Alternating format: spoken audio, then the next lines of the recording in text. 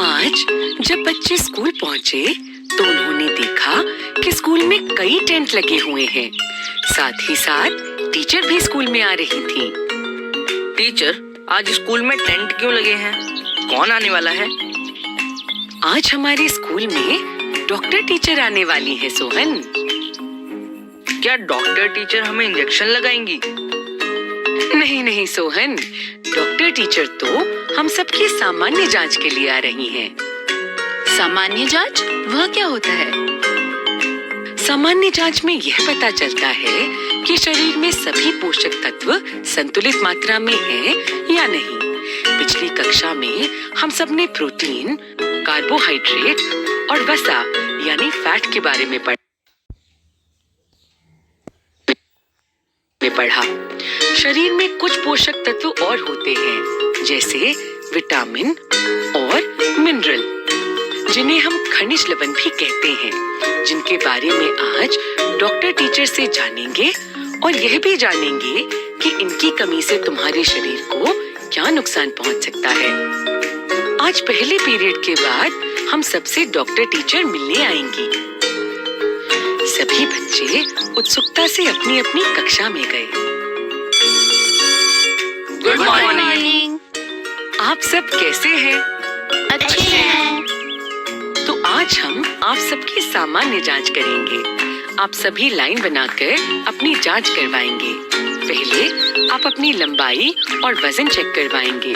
फिर डॉक्टर भैया आपके दांत और आंखें चेक करेंगे।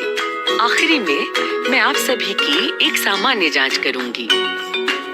सभी बच्चे एक पंक्ति में खड़े हो गए और एक एक करके काउंटर पर अपनी अपनी जांच के लिए जाने लगे। जैसे ही सभी की जांच खत्म हुई, डॉक्टर टीचर ने सभी को एक गोले में बैठने को कहा। बच्चों, क्या आप सबको पता है कि हमें अपना शरीर कैसे स्वस्थ रखना चाहिए? हाँ डॉक्टर टीचर, हमें अपने शरीर को साफ रखना चाहिए और संतुलित आहार खाना चाहिए। बिल्कुल सही कहा। तो कौन बताएगा कि संतुलित भोजन क्या होता है?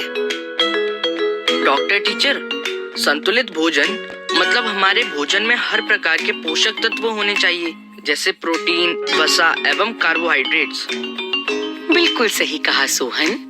और इनके साथ साथ हमारे भोजन में कुछ और तत्व जैसे विटामिन और मिनरल का होना भी बहुत जरूरी है। डॉक्टर टीचर, विटामिन और मिनरल क्या होते हैं? विटामिन और मिनरल भोजन में पाए जाने वाले कुछ ऐसे तत्व हैं जो हमारे शरीर की कई बीमारियों से रक्षा करते हैं। इनसे युक्त भोजन का सेवन न करने पर हमें कई रोग हो सकते हैं। ऐसे रोग जो विटामिन या मिनरल की कमी से होते हैं, उन्हें अभावजन्य रोग बोलते हैं। चलो, क्या आप सब मेरे साथ एक खेल खेलने को तैयार हो? खेल? वाह, बड़ा मजा आएगा। अब हम विटामिन और मिनरल के बारे में इस खेल से जानेंगे। अब मैं आपको 4 चित्रों के कुछ कटे हुए टुकड़े दूंगी। आप सभी को सही टुकड़ों को एक साथ जोड़कर चित्रों को पूरा करना है। हर एक चित्र में एक एक विटामिन छुपा है। यदि आपने सही टुकड़ों को जोड़कर पहेली पूरी कर ली, तो आप एक एक विटामिन के बारे में जान पाएंगे। सभी बच्चों ने बड़े ही उत्साह से चित्र पहेली के टुकड़ों को जोड़ना शुरू किया। कभी इधर तो कभी उधर टुकड़े जोड़कर आखिरकार सभी ने पहेली को पूरा कर दिया। अरे वाह! आप सबने तो बड़ी ही आसानी से सभी चित्र पहेलियां सुलझा ली। क्या अब आप एक एक करके सभी को बताएंगे कि आपके चित्र में क्या क्या है? एक एक करके सभी ने अपने चित्र गौर से देखे। सभी चित्रों में विटामिन के बारे में ढेर सारी जानकारी थी।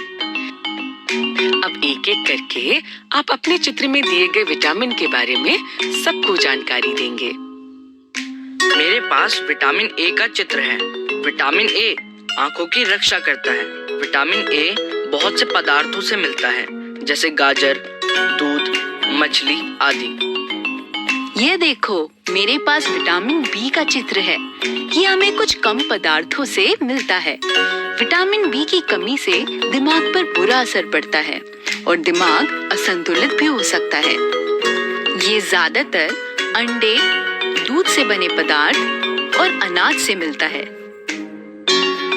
ये देखो, मैंने विटामिन सी का चित्र देखा। ये हमें कई बीमारियों से बचाता है, जैसे सर्दी और जुकाम। ये ज्यादातर हमें फलों से मिलता है, जैसे संतरा और अमरूद। विटामिन डी का पोस्टर टीचर के पास था। आपके पास कौन सा चित्र है? विटामिन डी यह हमारी हड्डियों एवं दांतों को मजबूत बनाने में मदद करता है। यह हमें सूरज की धूप, दूध एवं दूध से बने पदार्थों में मिलता है। अगर मौसम अच्छा हो तो हमें कम से कम आधा घंटा रोज सूरज की धूप में बिताना चाहिए। बच्चों, तो आज हमने डॉक्टर दीदी से क्या-क्या सीखा? टीचर, हमने यह सीखा कि हमारे शरीर की वृद्धि एवं बीमारियों से रक्षा के लिए हमारे भोजन में पोषक तत्वों का होना बहुत जरूरी है। और हमने यह भी सीखा कि यदि ये सब तत्व हमारे भोजन में ना हो तो हमें इनकी कमी के कारण बीमारियां भी हो सकती हैं, जैसे विटामिन ए की कमी से आंखों का कमजोर होना, विटामिन बी की कमी से दिमाग पर असर पड़ता है और वह असंतुलित भी हो सकता है। विटामिन सी रोगों से हमारी रक्षा करती है और विटामिन डी हड्डियों की सुरक्षा के लिए बहुत जरूरी है।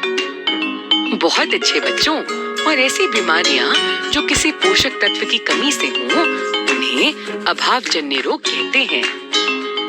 यह जानकारी तो बहुत ही जरूरी है। मैं घर जाकर सभी को बताऊंगी। इतने में आधी छुट्टी की घंटी बज जाती है और सभी पोषण युक्त खाना खाने के लिए चले जाते हैं।